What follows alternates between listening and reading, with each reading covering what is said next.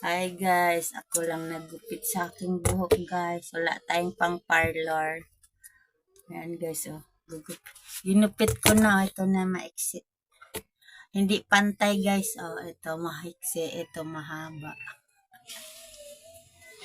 Ito pa, gugupitin pa natin guys.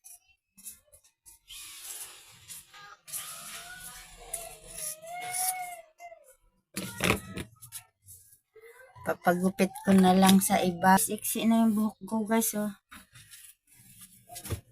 Libreng gupit lang guys. Ako lang nagputol sa buhok ko. At si Inang.